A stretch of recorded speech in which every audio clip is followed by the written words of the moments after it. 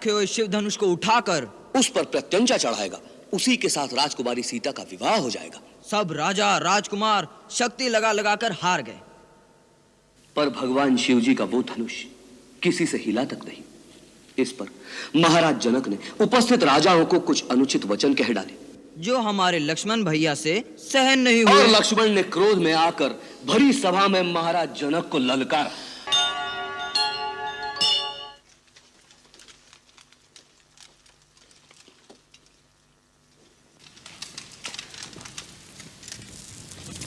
जुग जुग जियो, सदा सुखी रहो। दोनों बड़े प्रसन्न हो। बात क्या है? तात, मिथिला के महाराज जनक जी के एक दूत आपके लिए शुभ संदेश लेकर पधारे हैं। महाराज जनक का संदेश? हाँ, भैया राम का संदेश। मेरे राम का संदेशा? वो कुशल से तो है ना? कुशल तो है ही माता, साथ ही उन्होंने अपना रण कौशल भी ऐसा दिखाया है कि आर्यवर्त के बड़े बड़े बलवान राजा वीर राजकुमार हार गए, तभी अपने भैया आगे बढ़े। शत्रुघ्न, सारी बात एक साथ ही कह देगा। भैया, बात रोकने से मेरे पेट में पीड़ा होने लगती। अरे बड़ी माँ को तो आ जाने दे, उन्हें संदेशा भेजा है, आती ही होंगी। क्या बात है? राम का क्या संदेशा है? ऐसा संदेश है बड़ी माँ, हाँ? आप आनंद विभोर हो जाएंगी। पहले आप अपना धीरज तो संभालिए। अच्छा बाबा, धीरज तो रख लिया। अब बता मेरे लाल, बात क्या है? दो संदेश है, हाँ? एक ऋषि विश्वामित्र जी का, दूसरा महाराज जनक का। तो पहले कौन सा सुनाएगा रिपुदमन? क्यों तरसा रहे हो? लाओ, ये दोनों पत्रिकाएं हम स्वयं पढ़ लेंगे। आप पढ़ेंगी? हाँ? खुशी के आंसू तो पहले ही उमड़ रहे हैं, इन आंसुओं से पत्रिका पढ़ने से पहले ही धुल जाएगी, फिर पढ़ने के लिए कुछ भी नहीं रहेगा।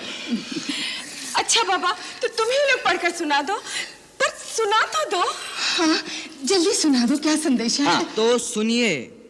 हमारे राम भैया और लक्ष्मण कुशल से हैं। उन्होंने राक्षसी ताड़का को मार दिया। सुबाहु मारीच को परास्त करके मुनि विश्वामित्र जी का यज्ञ संपूर्ण करा दिया। फिर मुनि उन्हें मिथिलापुरी ले गए।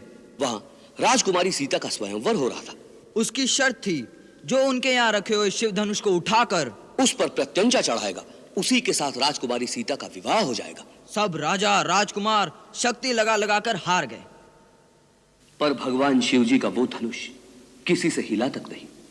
इस पर महाराज जनक ने उपस्थित राजाओं को कुछ अनुचित वचन कह डाले, जो हमारे लक्ष्मण भैया से सहन नहीं और हुए। लक्ष्मण ने क्रोध में आकर भरी सभा में महाराज जनक को ललकारा। फिर क्या था? मुनिवर विश्वामित्र जी के आदेश पर राम भैया उठे और उन्होंने सबके देखते देखते धनुष को उठाया, तनिक शक्ति लगाई और धनुष के दो टुकड़े कर दिए।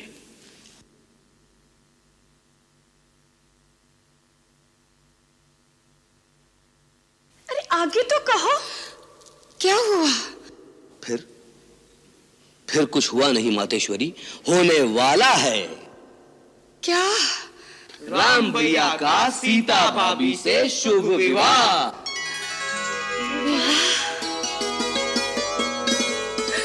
मेरे राम का विवाह। दीदी, दीदी मुझे संभालिए। हमारी प्रसन्नता की, मेरे हृदय की धड़कन रुक रही है। कैकेयी, अपने को संभालो, अब सास बनने का समय आ गया है। सास? हाँ दीदी। सास सुन के ही कैसा लग रहा है। हम सास बनेंगे, हमारी बहू आएगी।